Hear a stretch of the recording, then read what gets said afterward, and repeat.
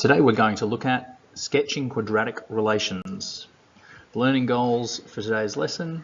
By the end of the lesson, you're going to be able to sketch quadratic relations. So in order to sketch quadratic relations, it's exactly the same process that we follow when we sketch linear relations, but the the look of the graph that we get is completely different. So a quadratic equation or relation contains a variable that's squared. The most basic equation that we have is given here as y equals x squared. So we can see that if we start putting inputs in, if I get 1 squared is 1, 2 squared is 4, 3 squared is 9, 4 squared is 16, etc. It's not going to be a nice steady gradient like in a linear relation. It's going to get steeper and steeper and steeper.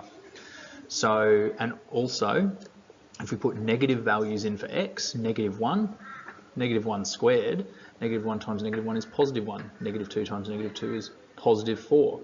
So we're not going to get any negative values for this particular equation here.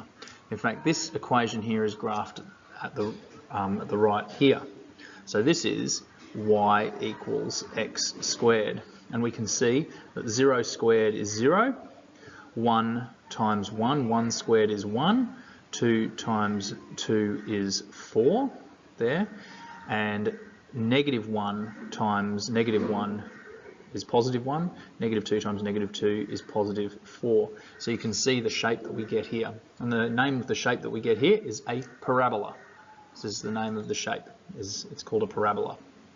The general form of the equation, so we can actually make some changes to that basic form. So this is the most basic form, is that y equals x squared. We can make some changes and additions. We can add a variable, a coefficient to the front here, some number times x squared. We can also add another number times x, and we can add a constant term as well, plus c.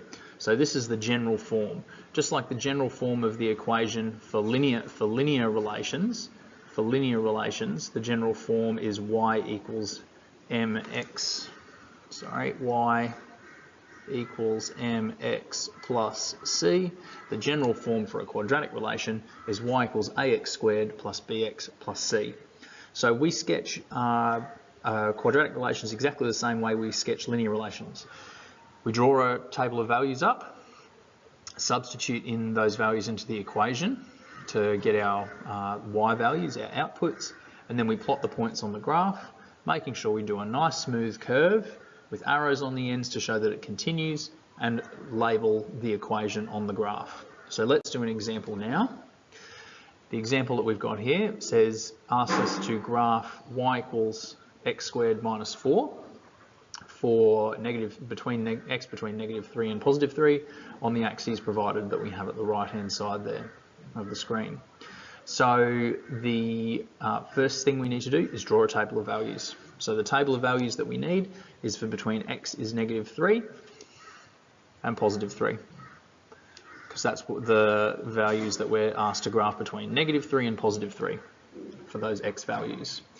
And now we need to substitute our values in. We can just use our calculator for that, making sure we put brackets around any negatives when we square them to then get the answer, get the y values that are spit out. So if I take negative 3 and I substitute it in for x here, negative 3 squared is 9, 9 minus 4 is 5. So x value is 5. If we do the same for the next one, negative 2 squared is going to be 4 minus 4 is 0. Negative 1 squared is 1 minus 4 is negative 3.